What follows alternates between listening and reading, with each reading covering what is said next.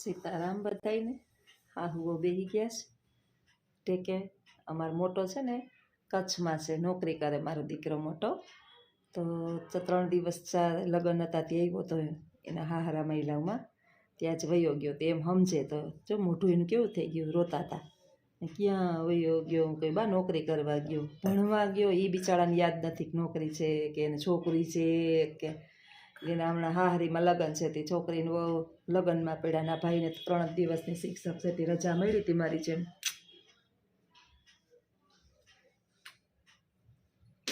જો બધું સમજે જો કેવું સમજે છે. કંઈક મગજ ઓલું થઈ જાય. બહુ કવરાવે ને તો જ હું રાયડું નાખું, નકર રાયડું ન નાખું. બા નડે એવા નથી કાંઈ, પણ મારી પછી લિમિટ કંઈક છે ને થાકી જાઉં, મારી બાહો દુખે. એની આમ પાસે બેઠા હોય ને તો એને બહુ મજા આવે. બાને ગલઢા છે ને કોઈ દી કોઈને નડે નહીં. આ ઘરના આભૂષણો છે, બાળક નાના અને ગલઢા આ ઘરના આભૂષણો છે. આનાથી ઘર શોભે, ખરાબ ન લાગે.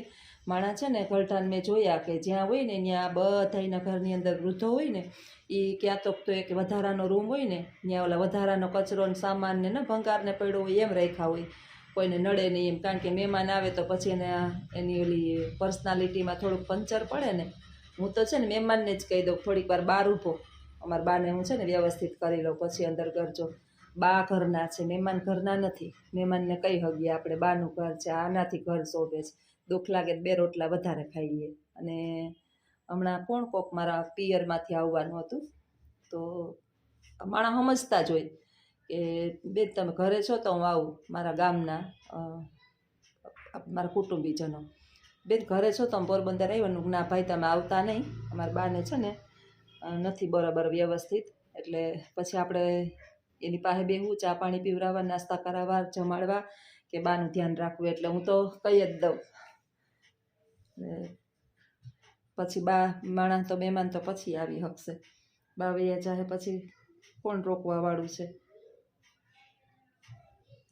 મજા આવે આમ બેઠા હોય ને પાસે એવો ઢીન બેઠા છે. હું એની બાજુમાં બેઠીશ.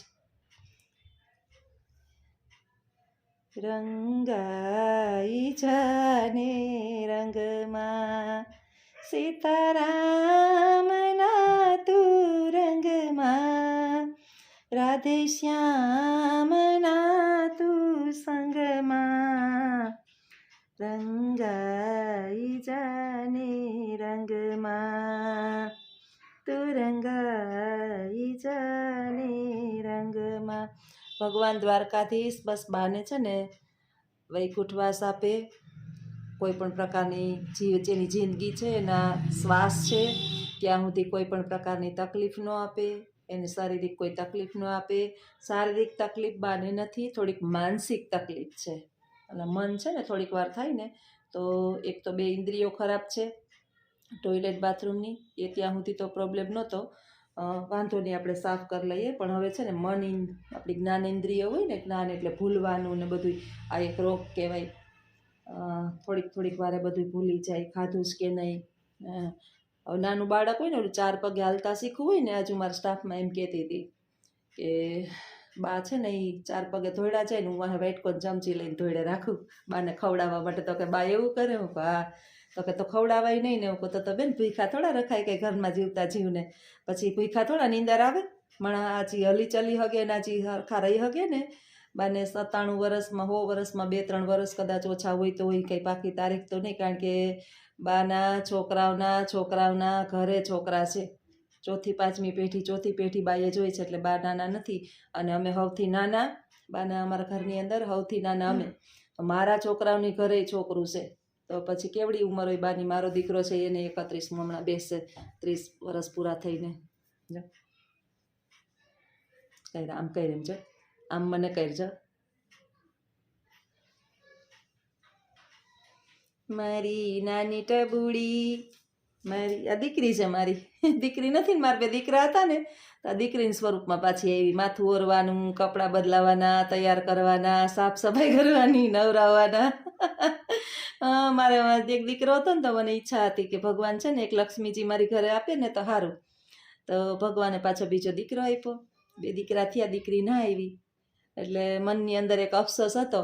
દીકરાને ઘરે પાછી લક્ષ્મીજી આવ્યા એ અફસોસ તો પણ આ જે છે ને એ તો દૂર રહીએ, એને રમાડવાનો તો અમારા નસીબની અંદર લાવો કોઈ પણ પ્રકારનો છે જ નહીં. એટલે એ દૂર છે, નોકરી કરે કચ્છની અંદર ને બિસાડા શિક્ષકની નોકરી કરે.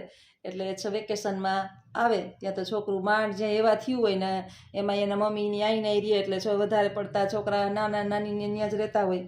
અહીં તો મારે નોકરી એટલે અહીં એ એકલી પહોંચી ન હગે, બાને રાખી ન હગે કે છોકરીને નાની એટલે રાખી ન હગે. એટલે અહીં તો કોઈ સંજોગોની અંદર મેળ જ ન આવે.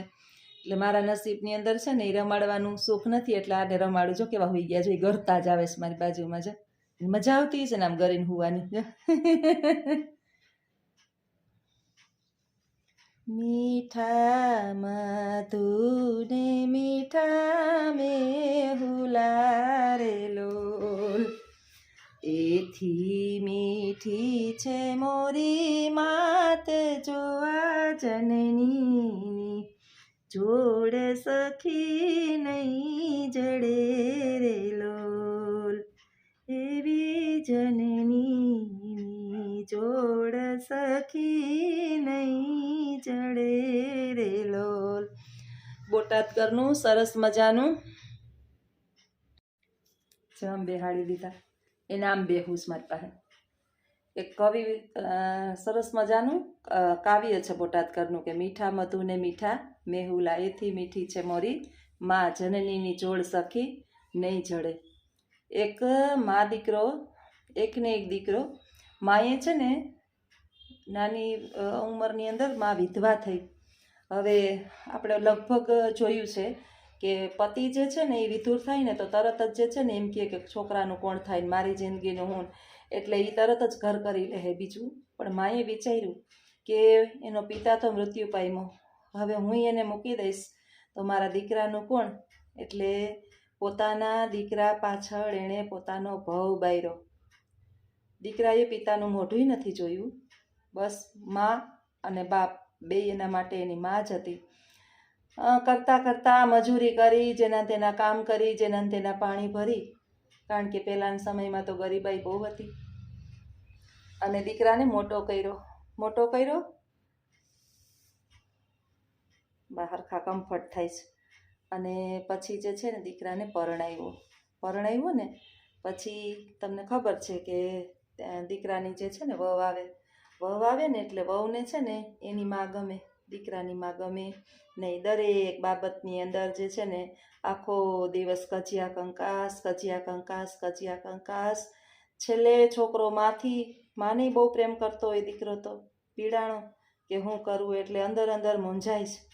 એટલે છોકરો જે છે ને એ પોતાનું બધુંય છોડી અને વિચારે છે કે નોખો થઈ જાવ એટલે મારી મા તો શાંતિથી જીવે, મારી વહુ જે છે ને એ મારી માને હક લેવા નથી દેતી. પોતાનું સંતાન એટલે હવે પરિવાર પોતાનું ન વિખાય, સેન્ડવિચ બન્યો હતો દીકરો. પણ માનું નામનું મકાન હતું અને થોડી ઘણી સોનું ને કંઈક હોય, ડોહલા હાચવીને બેઠા હોય.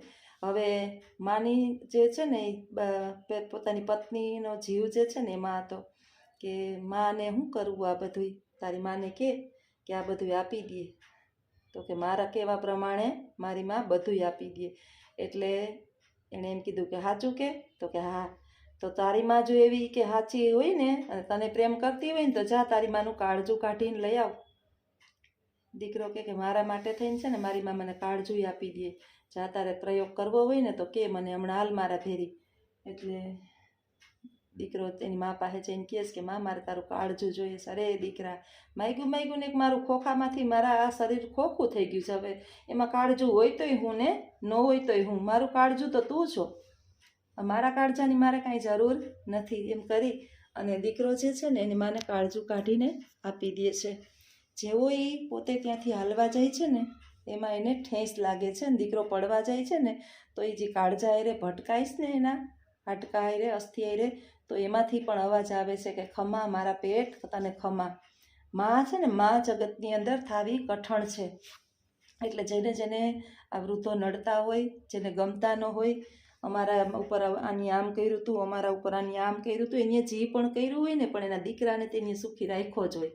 દીકરાને દુઃખ ન દીધું હોય, આપણે ન હોય ને તો અહીંયાના દીકરાને એને મોઢામાંથી કાઢીને કોરિયા દીધા હોય.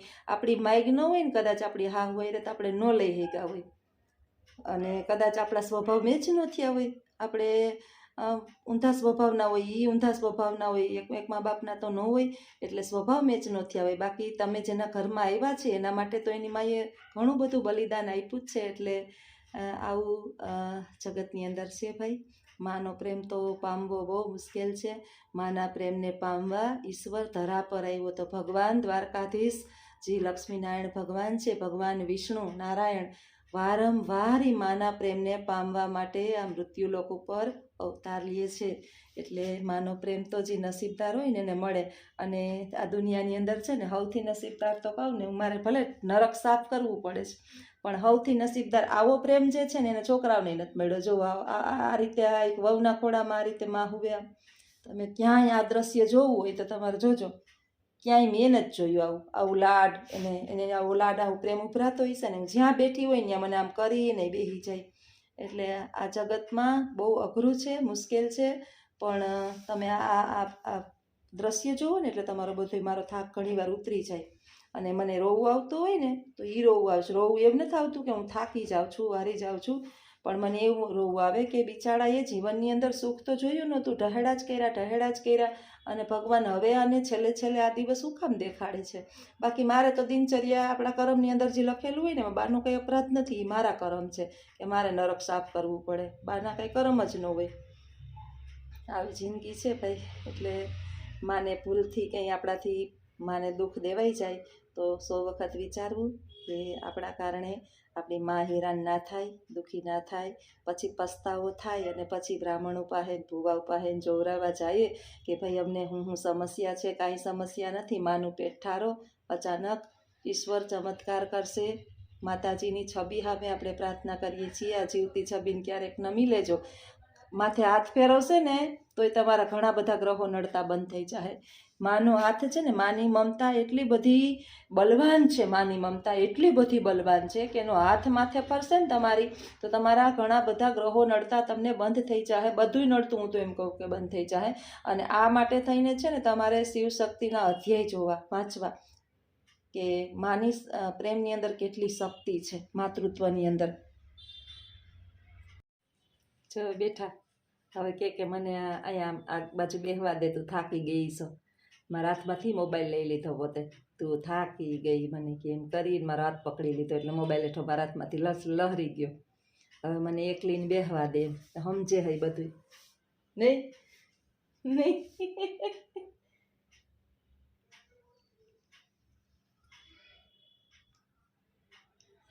મૂંગાનું ફિલ્મ છે, મૂંગા બેરાઉન ફિલ્મ છે અમારું.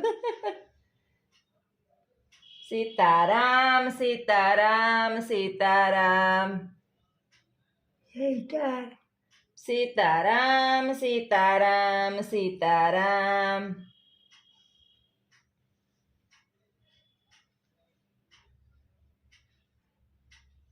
આજે એમ કે મને ઓઢાડી દે, મને ઓઢાડી દે.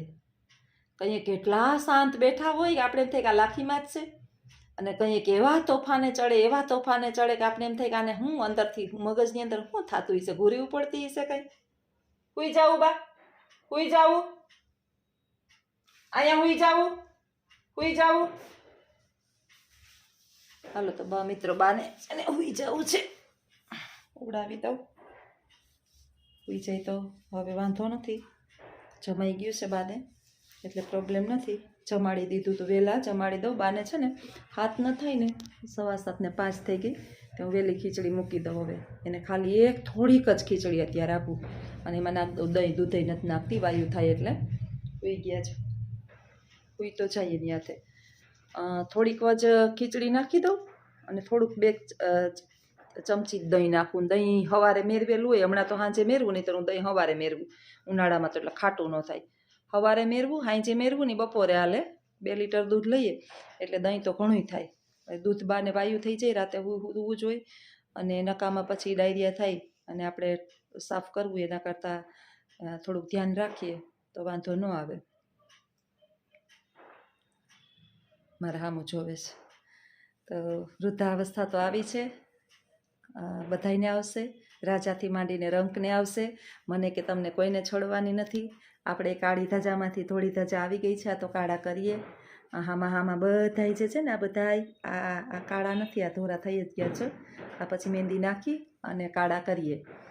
અને અત્યારે તો નાના બાળકોને સફેદ વાળ તો બધાયને અત્યારે શેમ્પૂ ને કેમિકલવાળા ને બધું સાબુ ને બધું પાણીને ખરાબ આવે એટલે થાય. પણ વૃદ્ધાવસ્થાની વાત છે કે રાજાથી માંડીને રંગ સુધી નાવને બધાને વૃદ્ધાવસ્થા આવવાની છે. એટલે જુવાનીના જોરની અંદર એવું ઉછાળા ન લઈએ કે ભૂલી જઈએ કે આપણે એટલું બધું અપમાન ન કરીએ કે સામેવાળાને પ્રોબ્લેમ થાય. અને પછી આપને જ્યારે આપણો અંત સમય આવે, મૃત્યુનો સમય આવે, ત્યારે આપણને અફસોસ થાય કે અરે રે મેં શું કર્યું હતું, આ બધા હું એના કર્મ ભોગવું છું. ઘણી વખત જે છે ને એવું નથી કે પાપીઓ પાપ જ ભોગવે રાખે, પાપ જ ભોગવે રાખે. આગલા જન્મના પુણ્ય હોય તો વાંધો ન આવે, પુણ્ય પતી જાય ત્યાં સુધી એ પોતે સુખ ભોગવે ને પછી એને દુઃખ ભોગવવા પડે. પણ બને ત્યાં સુધી એવા કોઈ જ જુવાનીના જોરની અંદર પગલાં ન લઈએ કે આપણા મા બાપ દુઃખી થાય.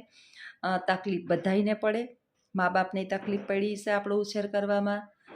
1 વર્ષના થાય ને એટલે 1 વર્ષના 365 દિવસ થાય મિત્રો. 365 દિવસ એ માહુતિ નહીં હોય. આપને મોટા કરવામાં 365 દિવસ એણે આપણા છીપ સાફ કર્યા છે ને 9 મહિના પેટમાં રાખ્યા હતા. 270 દિવસ આપણે પેટમાં રાખ્યા છે ને. બહુ અઘરું છે. દુનિયાથી 9 મહિના તમને એ વધારે જાણે છે. માં છે ને એ દુનિયાથી 9 મહિના આપને વધારે જાણે છે.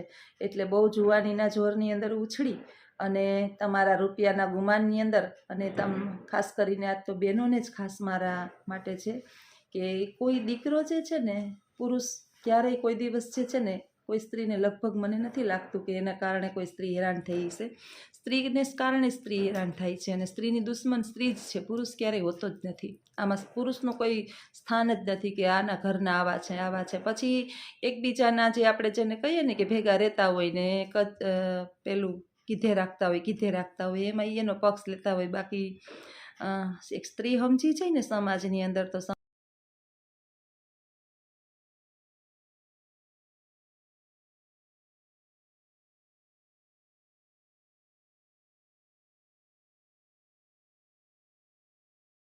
બોટાદકર છે ને સરસ મજાનું માતાનું કાવ્ય લખ્યું છે કે મીઠા મધુ ને મીઠા મેહુલા, એથી મીઠી છે મોરી માં, જનનીની જોડ સખી નહીં જડે. જગતની અંદર જે છે ને બધુંય મળે. તમારી પાસે ધન દોલત હોય ને, પૈસા હોય ને તો તમને બધુંય મળે. ન મળે ને તો એક માની મમતા કોઈને મળતી નથી.